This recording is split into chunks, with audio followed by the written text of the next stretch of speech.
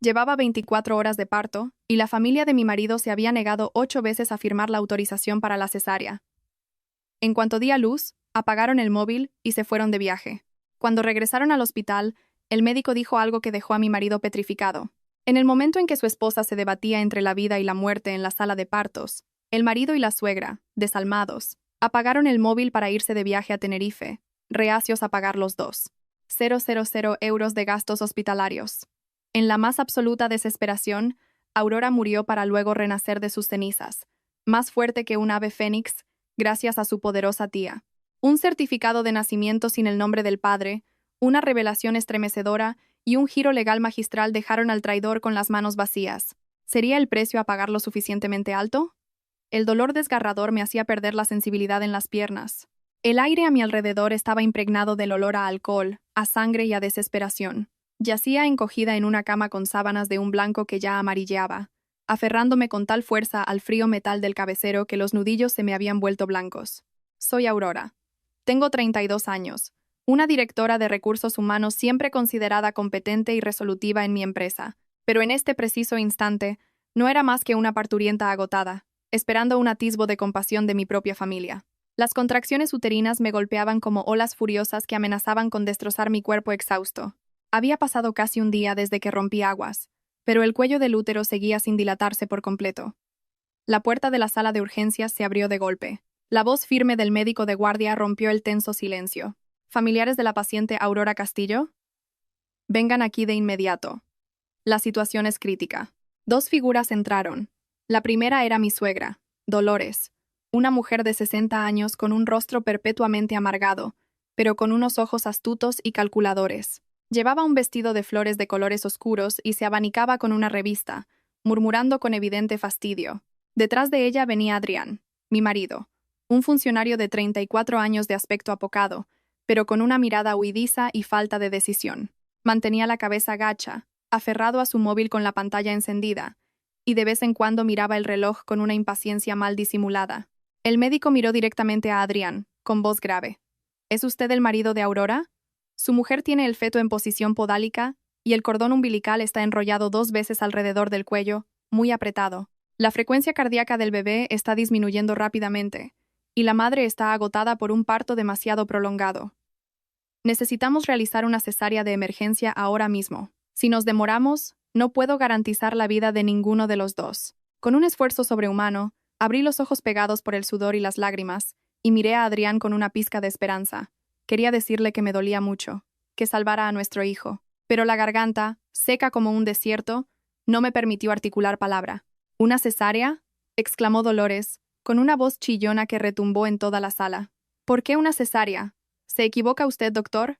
Con esas caderas que tiene Aurora, debería parir sin problemas. En mis tiempos, di a luz a Adrián casi en el campo, recogiendo aceitunas, y no pasó nada. Ahora, a la mínima, ya quieren operar. Solo sirve para hacer daño y gastar dinero. El médico frunció el ceño, intentando mantener la calma ante una ignorancia tan cruel.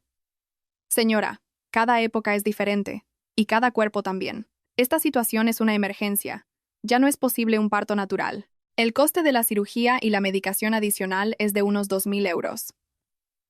La familia debe firmar el consentimiento y abonar un depósito para que podamos llevarla a quirófano.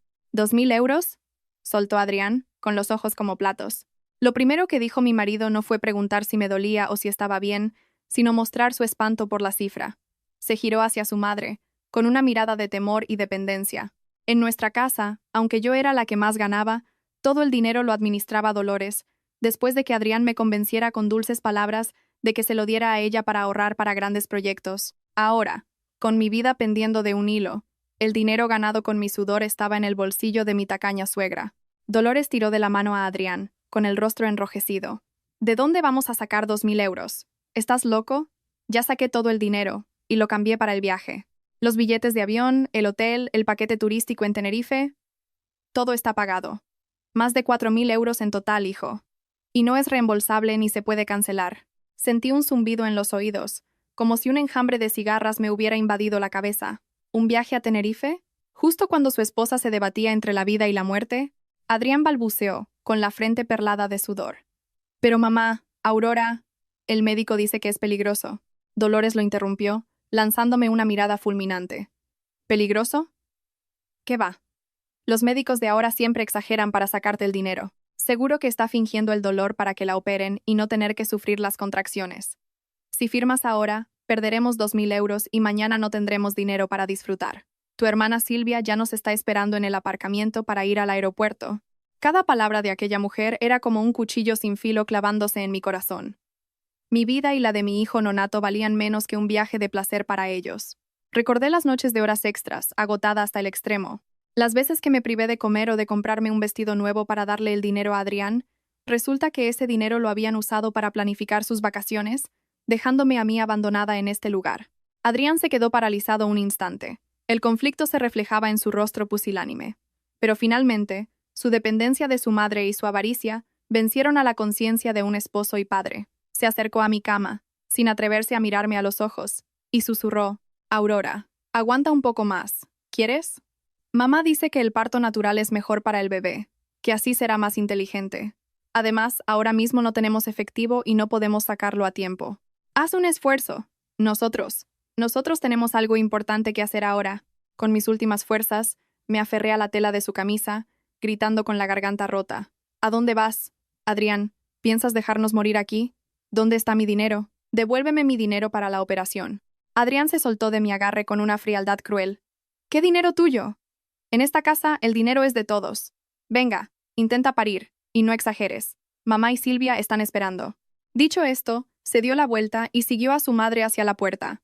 Dolores incluso se giró para lanzar una última frase mordaz al médico. Doctor, déjela que para sola. Nadie va a afirmar nada. No intente estafarnos. Nos vamos, tenemos mucha prisa. Esperad, Adrián. Mamá. Mi grito desesperado rebotó en las 4 paredes blancas y frías, volviendo para destrozarme el alma. El médico y las enfermeras observaron sus espaldas con una mezcla de incredulidad y rabia. Nadie podía creer que existieran un marido y una suegra tan crueles. La puerta se cerró de un portazo. Se habían ido. Habían elegido su viaje a Tenerife, su alegría egoísta, en lugar de la vida de su esposa y su nieto. Un dolor agudo me atravesó el vientre. Sentí un torrente cálido y espeso brotar de mí. Era sangre. Sangre roja que teñía la sábana. Hemorragia. Preparen el quirófano de urgencia. Activen el código rojo. Ya no necesitamos la firma de los familiares. Salvar a la paciente es lo primero, gritó el médico, con la voz rota por la tensión. El estruendo de las ruedas de la camilla, el pitido incesante de las máquinas, la luz del techo pasando velozmente ante mis ojos. En ese frágil límite entre la vida y la muerte, mientras la oscuridad engullía mi conciencia, la última imagen que retuve no fue la sonrisa de mi hijo a punto de nacer, sino la espalda fría del hombre por el que había sacrificado mi juventud. Mis lágrimas se mezclaron con la sangre. El odio se apoderó de cada una de mis células, más ardiente que el propio dolor físico.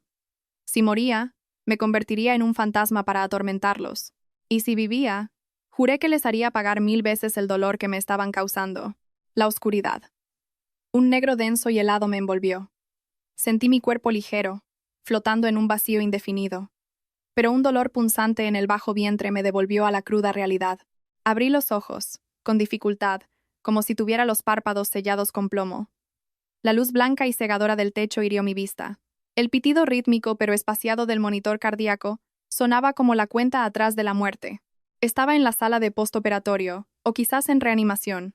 No lo sabía. Solo veía camas alineadas, oía los quejidos de otras mujeres y el llanto de los recién nacidos reclamando leche. Pero junto a mi cama no había nadie. La silla de plástico azul para los familiares estaba vacía y fría. Una joven enfermera, al verme moverme, se acercó para ajustar el gotero. Me miró con una mezcla de lástima y compasión. Moví mis labios secos y agrietados, susurrando la pregunta cuya respuesta ya conocía. Enfermera, mi marido, mi suegra. ¿Dónde están? La enfermera suspiró, como si no se atreviera a decirme la verdad. Quédese quieta. No se mueva bruscamente o se le abrirán los puntos. Acaban de sacarle al bebé. Está en la incubadora por bajo peso y asfixia perinatal. En cuanto a sus familiares, los vi salir del hospital con las maletas. El médico los llamó para que pagaran un adelanto de los gastos. ¿Pero qué dijeron, enfermera? Mis lágrimas brotaron, calientes, rodando por mis sienes. Dijeron que no llevaban dinero y que perdían un vuelo a Tenerife o algo así. Apagaron los móviles. El hospital tuvo que tramitar su caso como una emergencia humanitaria para salvarles la vida a usted y al bebé, dejando la factura pendiente. pero su estado sigue siendo grave. El útero no se contrae bien y sigue sangrando. Si no hay un familiar que vaya a comprar un medicamento hemostático más potente fuera, la enfermera se interrumpió, dándose la vuelta para ocultar un gesto de resignación. Yacía allí, sola en el mundo, con un frío que me calaba hasta los huesos, no por el aire acondicionado, sino por la frialdad del corazón humano. Así que se habían ido de verdad. Adrián y Dolores habían elegido su viaje, sus fotos de postureo y sus banquetes de marisco en lugar de quedarse a mi lado, mientras yo, su esposa y nuera, me aferraba a la vida. En el delirio de la pérdida de sangre, los recuerdos se proyectaron en mi mente a cámara lenta. Recordé a la Aurora de años atrás, una joven llena de energía, graduada con honores, con un futuro prometedor. Me enamoré de Adrián por su apariencia dócil y tranquila, ignorando las advertencias de mis amigos que decían que era un calzonazos. Recordé las noches trabajando hasta las 10, con el estómago vacío, para ganar un extra. Un dinero que, en cuanto lo tenía, Adrián me pedía con salamerías. Cariño, mamá dice que hay goteras y necesitamos arreglar el tejado. Cariño, mamá dice que es mejor poner los ahorros a su nombre, por seguridad, para que a los niños no les falte de nada. Y yo le creí. Lo di todo por esa familia. ¿Y qué recibí a cambio? El abandono más cruel cuando más los necesitaba. 4.000 euros para un viaje, dispuestos a gastarlos sin dudar. Pero 2.000 para salvar mi vida, eso les parecía demasiado. En sus ojos, yo solo era una máquina de hacer dinero, una sirvienta de lujo cuya vida no importaba. Mamá, me duele mucho, sollocé, pero nadie me oyó. El dolor en el vientre se intensificó. La sangre volvió a fluir. Sentí como la vida se me escapaba. Por primera vez en mi vida, tuve miedo. Miedo a morir.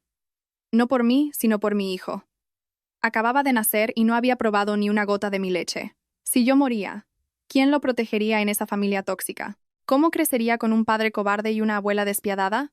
No, no podía morir. Tenía que vivir. Vivir para reclamar justicia para los dos. En ese instante, un rayo de luz atravesó mi mente. Un nombre que llevaba mucho tiempo sin atreverme a mencionar en esa casa.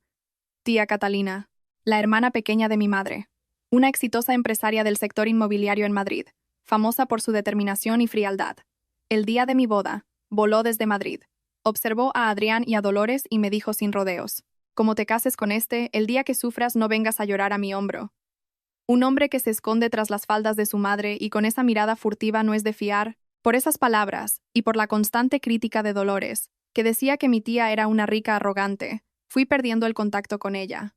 Tenía miedo de decepcionarla, de que se riera de mi mala elección, pero ahora ella era mi único salvavidas. Me mordí el labio hasta sangrar para espantar el sueño que me invadía. Con mano temblorosa, busqué el móvil que la enfermera había dejado en la mesilla. La pantalla se iluminó. Solo un 10% de batería. Busqué en mis contactos. Mi dedo se detuvo en tía Catalina Madrid. Temblaba. ¿Me contestaría? ¿Seguiría enfadada conmigo? ¿O estaría ocupada con sus contratos millonarios? El tono de llamada se me hizo eterno. Mi corazón latía con fuerza. Por favor, tía, cógelo. ¿Sí? ¿Aurora?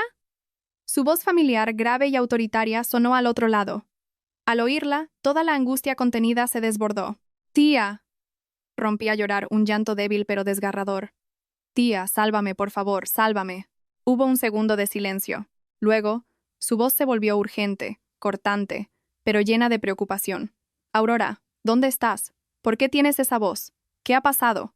Estoy en el hospital. He tenido al bebé por cesárea.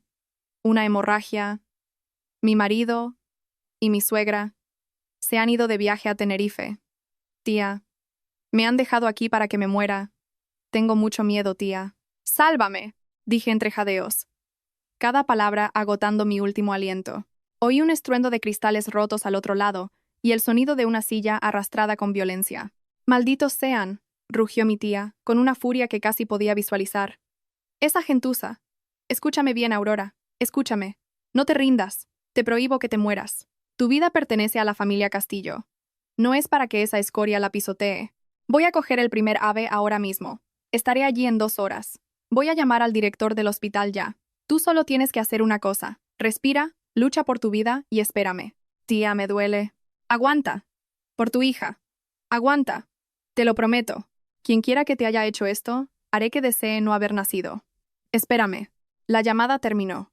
El móvil se me resbaló de la mano, pero extrañamente el miedo se había disipado. La promesa de mi tía fue como una inyección de adrenalina directa al corazón. Mi tía venía. Me prohibía morir. Tenía razón. No podía morir. Cerré los ojos e intenté regular mi respiración, como ella me había dicho. En medio del dolor, una llama de odio comenzó a arder. Esperad, Adrián, Dolores, Silvia. Disfrutad de vuestro viaje. Cuando volváis, no os encontraréis a la misma Aurora sumisa. La puerta de la habitación se abrió de nuevo. Esta vez, no con frialdad, sino con el sonido apresurado de un equipo de médicos, liderado por uno mayor con gafas y cara de extrema seriedad. ¿Dónde está la paciente Aurora Castillo? Trasládenla a la UCI inmediatamente por orden de la dirección. Convoquen una junta de jefes de servicio de urgencia. Sonreí débilmente. Mi tía Catalina ya había movido sus hilos. El ave fénix comenzaba a resurgir de sus cenizas. El ambiente en el área de maternidad del hospital provincial nunca había sido tan tenso. 2 horas después de aquella llamada, yo seguía en una sala especial, medio consciente, aferrándome a la vida gracias a las constantes transfusiones de sangre y a los fármacos. La sangre seguía manando. Los mejores médicos del hospital, convocados de urgencia, rodeaban mi cama con rostros sombríos. Esperaban una decisión, o más bien, a alguien con la autoridad para firmar el papel que mi familia política había rechazado. De repente, un alboroto procedente del pasillo interrumpió el zumbido de las máquinas. La puerta se abrió de par en par, no con timidez, sino con una ráfaga de autoridad abrumadora. A la cabeza iba el director del hospital, una figura casi inaccesible para los pacientes, que ahora caminaba encogido, señalando el camino. Detrás de él, una mujer de unos 50 años, que irradiaba una elegancia y un poder que dejaban sin aliento. Mi tía, Catalina, llevaba un traje de chaqueta blanco impecable, y sus tacones de aguja resonaban con fuerza en el suelo de baldosas. Su rostro, aunque perfectamente maquillado, no podía ocultar la ansiedad. Sus ojos, tras unas gafas de sol de marca, brillaban con una mezcla de furia y dolor. A su lado, 2 hombres altos con trajes negros, sus guardaespaldas, llevaban maletines de cuero. Toda la sala enmudeció. ¿Dónde está la paciente Aurora Castillo?, preguntó mi tía. Su voz no era alta, pero sí clara y resonante, capaz de intimidar a cualquiera. El jefe de servicio se adelantó, secándose el sudor de la frente. Señora, la señorita Castillo está aquí. Su estado es extremadamente crítico. Sufre una atonía uterina completa. No se contrae tras la cesárea, lo que ha provocado una hemorragia masiva. Hemos usado los fármacos más potentes sin éxito. Ahora mismo, solo queda una opción para salvarla. El médico vaciló, mirando a mi tía con aprensión. Hable. ¿Qué opción?, espetó ella, apretando su bolso de lujo. Hay que realizar una histerectomía, parcial o total, de inmediato. Si no, morirá desangrada en menos de media hora. Pero la familia se ha ido y no tenemos a nadie que firme la autorización. Sin dejarle terminar, mi tía le arrebató el formulario y el bolígrafo a una enfermera. Firmó con un trazo decidido y enérgico. Firmo yo. Soy su tía carnal, su tutora legal en este momento. Salvar su vida es lo único que importa. El dinero no es un problema. Usen los mejores medicamentos, el mejor equipo y los mejores médicos. Si a mi sobrina le pasa algo, este hospital se arrepentirá. Se giró hacia uno de sus hombres. Ve a administración y deposita 20.000 euros. Si falta, pagas la diferencia. Y exijo que trasladen a Aurora a una suite privada en cuanto salga de la operación. Quiero que esté en el lugar más limpio y tranquilo. La cifra de 20.000 euros, dicha con tanta ligereza, contrastaba brutalmente con los 2.000 que Adrián y su madre habían escatimado. La operación se realizó de inmediato. Bajo los efectos de la anestesia me sentí suspendida entre 2 mundos. A un lado, un abismo oscuro. Al otro, la mano cálida de mi tía que me sujetaba. Una parte de mi cuerpo, el lugar más sagrado de una mujer, el que había albergado a mi pequeña durante 9 meses, estaba siendo extirpado. El dolor no era solo físico, sino que se grababa en mi alma como una pérdida irreparable. Cuando desperté, el primer olor que percibí no fue el del desinfectante, sino el de un suave aroma a lavanda. Me encontraba en una cama cómoda, en una habitación espaciosa y luminosa, equipada como la de un hotel de 5 estrellas. Había una gran televisión, un sofá de cuero y un jarrón con flores frescas. Al moverme, un dolor agudo en el vientre me recordó que no era un sueño. ¿Ya estás despierta, cariño? Mi tía Catalina estaba sentada en el sofá revisando mi historial médico. Su rostro mostraba el cansancio del viaje, pero sus ojos me miraban con un amor inmenso. Se acercó y me apartó el pelo sudoroso de la frente. Tía, rompí a llorar. ¿Estoy viva? Claro que estás viva, y bien viva, dijo con una sonrisa forzada, Y tu hija también. La pequeña Alba le he puesto ese nombre de momento. Para que tenga un amanecer lleno de paz está en la incubadora. Pero los médicos dicen que está fuerte. Es idéntica a ti. Saber que mi hija estaba bien me quitó un peso de encima. Pero entonces, la mirada de mi tía se ensombreció. Me cogió la mano. Aurora, tengo que decirte algo. Para salvarte la vida, los médicos tuvieron que extirparte el útero. No podrás tener más hijos. La noticia me dejó helada. Extirparme el útero. Con 32 años. Significaba que había perdido para siempre la capacidad de ser madre por segunda vez. Mi cuerpo estaba incompleto. La angustia me ahogaba. Todo por su culpa, por la crueldad y la tacañería de la familia de Adrián. Si me hubieran dejado operarme antes, no habría llegado a esto. ¿Por qué?, grité entre sollozos. ¿Por qué han sido tan malos conmigo, tía? ¿Qué he hecho yo para merecer esto? Mi tía me abrazó con fuerza, dejando que mis lágrimas empaparan su costosa chaqueta. Tú no tienes la culpa de nada. La culpa es de haberte casado con el hombre equivocado, en la familia equivocada. Pero escúchame, Aurora. Me apartó y me miró a los ojos, con una determinación feroz. Lo perdido, perdido está. Puedes perder el útero, pero no la vida ni la dignidad. A partir de ahora, tu vida la he comprado yo, rescatándotela de la muerte. Y nadie, repito, nadie, volverá a pisotearte. Ya he mandado que los investiguen. Están muy contentos subiendo fotos desde Tenerife. Perfecto. Que disfruten sus últimos días de paz. Sacó un móvil nuevo de su bolso y me lo puso en la mano. Mi abogado ya se está encargando de todos los trámites legales. Tu única tarea ahora es recuperarte, comer bien, dormir y renacer como una reina. Tienes que estar guapa, fuerte y poderosa. Para que el día que esa gentuza vuelva, los mires desde arriba, como si fueran insectos. Miré a mi tía y luego a la cicatriz dolorida de mi abdomen. El dolor físico seguía ahí, pero en mi corazón, la debilidad había muerto con mi útero. Una nueva persona estaba naciendo. Sí, era un fénix renaciendo de sus cenizas. Y viviría, no solo por mí y por mi pequeña Alba, sino para demostrar a esos miserables cuán caro es el precio de la traición. La puerta de la suite se abrió. Una enfermera entró con una bandeja. Su actitud respetuosa contrastaba con la indiferencia de antes. Disculpen, voy a limpiar la herida de la señora. Señora Aurora, ¿desea un poco de caldo de jamón ibérico o un consomé especial? Puedo avisar a la cocina. Miré a la enfermera y luego a mi tía, que asintió con una sonrisa de orgullo. Mi vida, desde hoy, había pasado a una nueva página. 10 días. Solo 10 días desde aquella noche fatídica, pero para mí fueron como un siglo. En esos 10 días, había vivido dos vidas opuestas, saboreando la dulzura tardía del amor familiar y la amargura infinita de la traición. Yacía en la suite del hospital, un oasis de tranquilidad. Cada mañana, una enfermera me traía un desayuno nutritivo preparado por un cocinero privado contratado por mi tía. Los jefes de servicio me visitaban 3 veces al día con una amabilidad reverencial. Mi tía no me dejaba hacer nada. Había contratado a 2 cuidadoras profesionales que se encargaban de todo. Mi hija, Alba, después de 3 días en la incubadora, ya estaba a mi lado.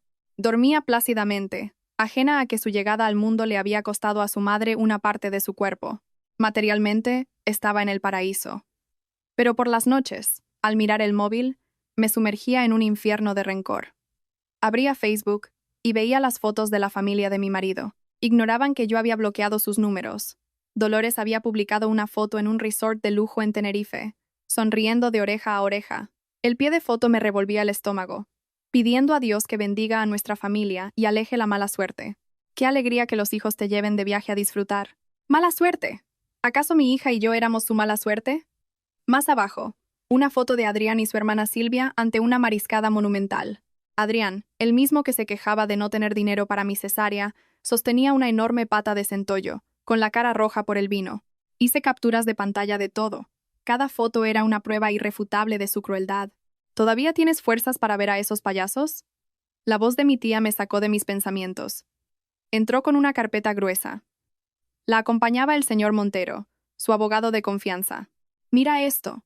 Me entregó un extracto bancario. Era de la cuenta conjunta que tenía con Adrián.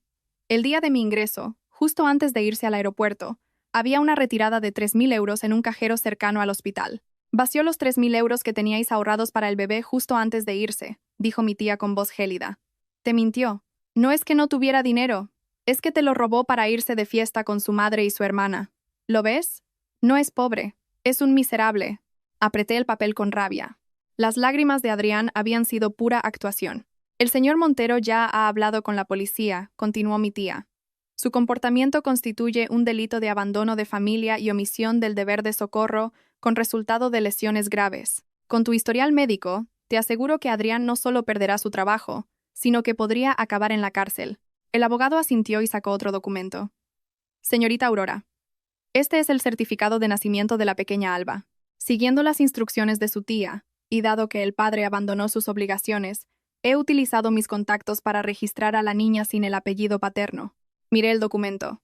Nombre: Alba Castillo. El espacio para el nombre del padre estaba en blanco. ¿Por qué en blanco?, pregunté. Para evitar problemas con la custodia en el divorcio, explicó el abogado. Estamos construyendo un caso en el que el padre renunció a sus derechos desde el primer momento. Legalmente, Alba es solo hija suya. Lleva su apellido. Acaricié el nombre. Alba Castillo. Mi hija no llevaría el apellido de un traidor. Mañana es el 10º día, dijo mi tía, mirando su reloj. Su vuelo aterriza por la mañana. Vendrán directamente aquí, no para verte, sino para llevarse al heredero y presumir ante los vecinos. Sonrió con desdén. Pero se equivocan. El escenario está listo. Solo faltan los payasos.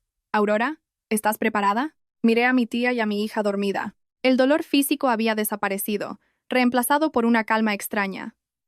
Ya no era la Aurora débil de hacía 10 días. Estoy lista, tía. Quiero ver sus caras cuando sepan la verdad. Mi tía asintió, satisfecha.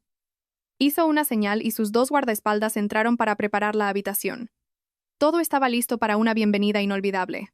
El sol brillaba afuera, pero yo sabía que una tormenta estaba a punto de desatarse sobre la familia de mi marido, y esta vez yo sería quien la controlara. A las 10 de la mañana, el silencio del pasillo de la zona VIP se rompió por un ruido grosero procedente del ascensor. Era la voz de Dolores, chillona y quejumbrosa. Mi puerta, aunque insonorizada, pareció temblar ante su llegada. Yo estaba sentada en una silla de ruedas, con Alba en mis brazos. Mi tía, de pie a mi lado, me puso una mano tranquilizadora en el hombro. Hizo una señal a su jefe de seguridad. Que empiece la función. La familia de mi marido apareció como un circo ambulante. Dolores, con un vestido hortera comprado en un mercadillo de Tenerife y cargada de bolsas de souvenirs. Adrián, quemado por el sol, con una camiseta arrugada. Silvia, su hermana, retransmitiendo en directo con su móvil. ¿Qué tal, familia? Directos del aeropuerto a recoger a nuestro heredero. Caminaban con aire triunfal, sin una pizca de remordimiento. Seguramente pensaban que yo estaba perfectamente, esperándolos. Cuando Adrián intentó abrir la puerta de mi habitación, se topó con una pared humana. El jefe de seguridad de mi tía y 2 de sus hombres le bloquearon el paso. ¿Quiénes son ustedes? Déjenme pasar a ver a mi mujer y a mi hija, dijo Adrián desconcertado. Dolores se abalanzó sobre ellos, golpeándolos con una bolsa. ¿Están locos? Es la habitación de mi nuera. Soy la abuela. El jefe de seguridad sonrió con desdén. Disculpen, pero aquí no hay ninguna nuera ni ningún nieto suyo. Zona restringida. El escándalo atrajo a curiosos de otras habitaciones. Dolores, al ver que tenía público, se tiró al suelo, llorando a gritos. ¡Ay, Dios mío! Miren a esta nuera desalmada. Contrata matones para que su suegra no pueda ver a su propio nieto. Justo en ese momento, la puerta se abrió. Mi tía Catalina salió. Su sola presencia, elegante y autoritaria, silenció el alboroto. Demasiado ruido, dijo con voz suave pero cortante.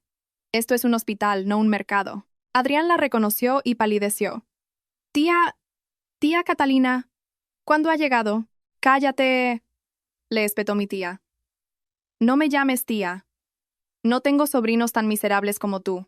Un fajo de papeles voló y golpeó a Adrián en el pecho, esparciéndose por el suelo. Eran las facturas del hospital y el extracto bancario. Abre bien los ojos y mira. Ese es el precio de la vida de tu mujer y tu hija. 60.000 euros de hospital. Los 3.000 que le robaste para irte de juerga. Mientras tú te comías el marisco en Tenerife, a Aurora le estaban extirpando el útero para salvarle la vida. Animal. ¿Extirpar el útero? Adrián se quedó sin sangre en el rostro, mirando el informe de alta que decía histerectomía por hemorragia postparto. Dolores, en lugar de preocuparse por mí, gritó. ¿Qué? ¿Extirparle el útero? ¿Eso significa que ya no puede tener más hijos? ¿Que mi familia se queda sin descendencia? Dios mío, tanto dinero gastado para que al final se quede estéril. Aquella crueldad fue la gota que colmó el vaso. Salí en la silla de ruedas, con Alba en brazos. Mi rostro, aunque pálido, mostraba una nueva fortaleza. No te me acerques, le dije a Adrián cuando intentó tocarme. Mi voz era fría como el hielo. Los miré a los tres. El cobarde, la avara y la cotilla. Han venido a por su heredero, ¿verdad? Sí, dame a mi nieto, saltó Dolores. Tú ya no puedes tener más, así que lo criaremos nosotros. Sonreí con amargura. Se equivoca, señora. Primero, es una niña. Y segundo, no es su nieta. Levanté el certificado de nacimiento. Se llama Alba Castillo. Lleva mi apellido. El padre es desconocido. Legalmente y moralmente, no tiene padre ni abuela. Ustedes renunciaron a ese derecho el día que me abandonaron. ¿Cómo te atreves?, graznó Dolores. Me atrevo.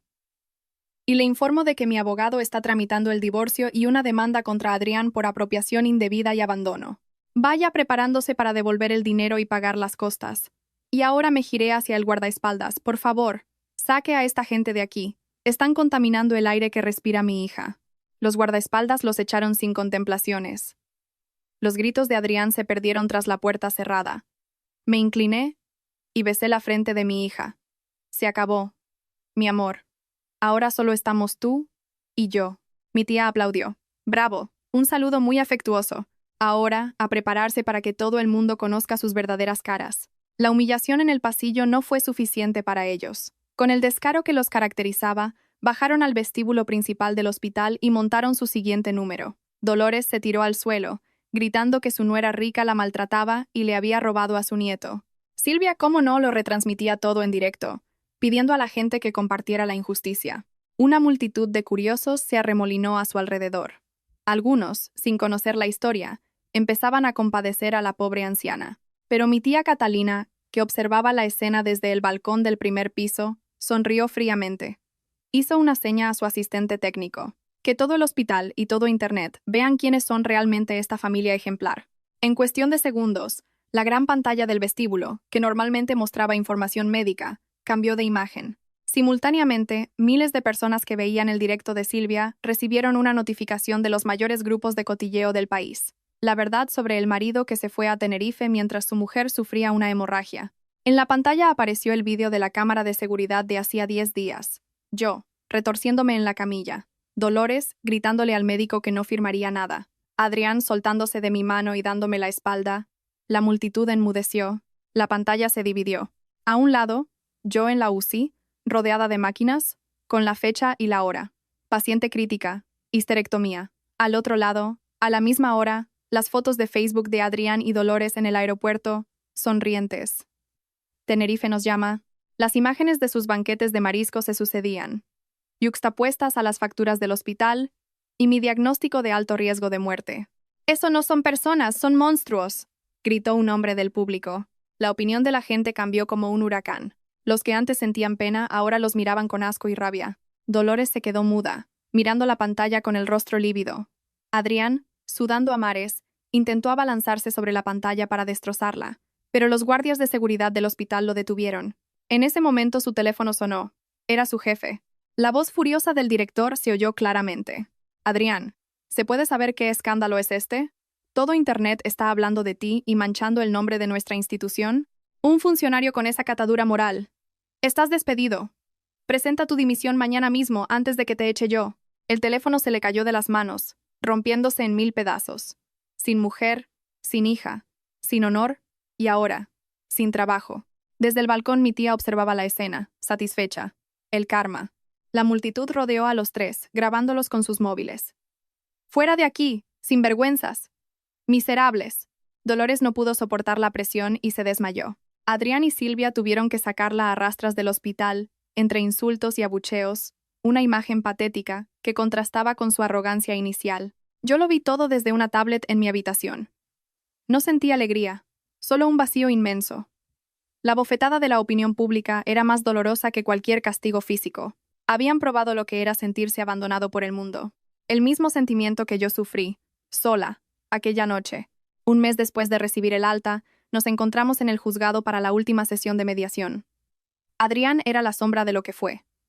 Delgado, ojeroso, envejecido, Dolores y Silvia parecían dos almas en pena. Mi abogado, el señor Montero, expuso nuestras condiciones: divorcio, custodia exclusiva para mí y una compensación económica por daños y perjuicios. Adrián suplicó: Aurora, por favor, no seas tan cruel. Cometí un error. Estoy arrepentido. Dame una oportunidad. Cállate, le interrumpí, con una frialdad que me sorprendió a mí misma. Perdiste el derecho a pronunciar el nombre de mi hija el día que me robaste para irte de vacaciones. El abogado presentó entonces la prueba definitiva. Extractos bancarios que demostraban que, días antes de mi ingreso, Adrián había transferido 15.000 euros de nuestra cuenta común a la de su hermana, con el concepto de evolución de préstamo, un préstamo que nunca existió.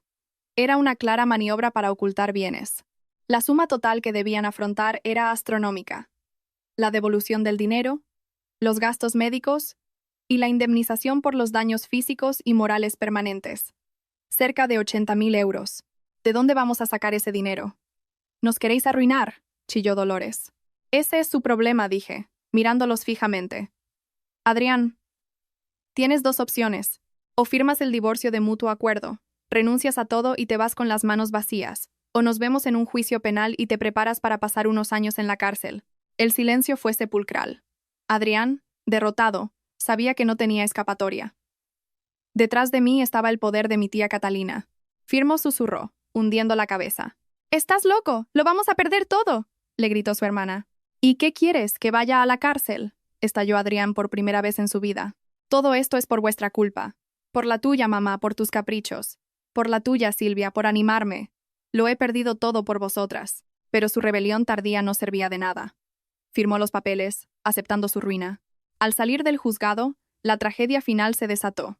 Dolores, al comprender la magnitud de la deuda y la ruina de su hijo, se llevó la mano al pecho, su rostro se congestionó y cayó al suelo, convulsionando.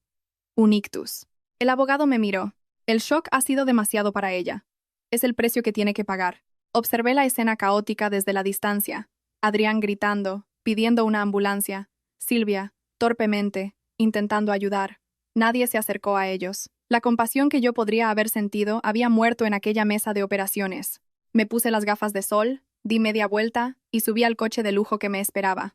Dejé atrás el sonido de las sirenas y el derrumbe de una familia que, por pura codicia, había sembrado su propia destrucción.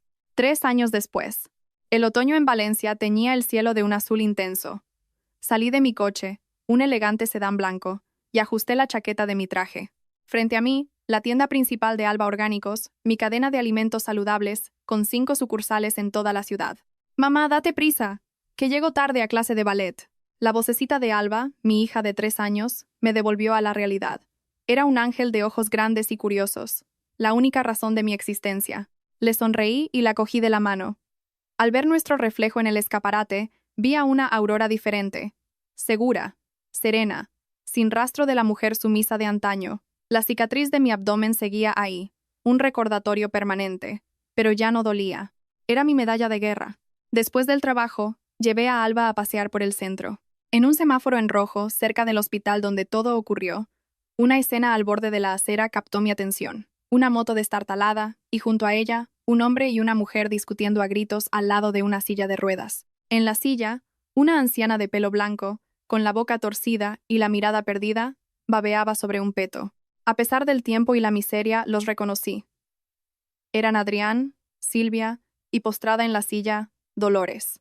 Adrián parecía un anciano. La piel curtida por el sol, vestido con el uniforme desgastado de una empresa de reparto. «¡Dame el dinero! Hoy te toca a ti pagar las medicinas de mamá», le gritaba a su hermana. Silvia, descuidada y con sobrepeso, lo empujó. «¿Dinero? ¿De dónde? Eres el hijo, te toca a ti cuidarla. Apenas tengo para mí. ¿Tanto repartir en moto y no sacas unos euros para tu madre?» «¿Unos euros?», replicó Adrián, pateando la moto. «Entre pañales, medicinas y comida se me va todo el sueldo. Sin casa, sin mujer, viviendo en un cuchitril. Tú te lo fundiste todo y ahora te lavas las manos». Se insultaban con un veneno que helaba la sangre, mientras su madre los observaba, impotente, con lágrimas silenciosas rodando por sus mejillas arrugadas. Tras el ictus, Dolores había quedado paralizada y sin habla. El favor divino que pidió en Tenerife se había convertido en una carga que sus hijos se lanzaban el uno al otro. Adrián, el antiguo funcionario, ahora era un repartidor precario, sin que ninguna mujer se le acercara tras hacerse famoso en Internet por su infamia. El semáforo seguía en rojo. En ese instante, Adrián giró la cabeza y nuestras miradas se cruzaron. El tiempo se detuvo. Su rostro se transformó. Sorpresa, vergüenza, Un arrepentimiento profundo y doloroso al verme a mí, elegante en mi coche de lujo, y a mi lado a Alba, una niña sana, feliz y bien cuidada. Rápidamente bajó la cabeza, intentando esconderse, como si la tierra pudiera tragárselo. Lo miré y, para mi sorpresa, no sentí odio ni satisfacción, solo una inmensa y lejana lástima. Lástima por unas vidas consumidas por la codicia, que habían destruido su propia felicidad. No dije nada. Su realidad era un castigo mucho más duro que cualquier palabra mía. Mamá, está en verde, dijo Alba. Sí, cariño, vámonos. Subí la ventanilla, dejando atrás aquella imagen de miseria. El coche se deslizó suavemente, alejándose del pasado. Recordé algo que mi tía me dijo una vez. La mejor venganza no es hacer sangrar a tu enemigo, sino obligarlo a verte vivir una vida plena y feliz mientras él se ahoga en el fango que él mismo creó. Acaricié mi vientre. Ya no tenía útero, pero mi corazón estaba lleno. Tenía a Alba, a mi tía, mi trabajo, y lo más importante, me tenía a mí misma, libre, orgullosa y sabiendo, por fin, cómo amar de la manera correcta. El sol de la tarde se filtraba entre los árboles, iluminando el camino por delante. Un camino largo y ancho que, a partir de ahora, recorrería con mi hija, en paz y serenidad. Ese era mi verdadero renacer.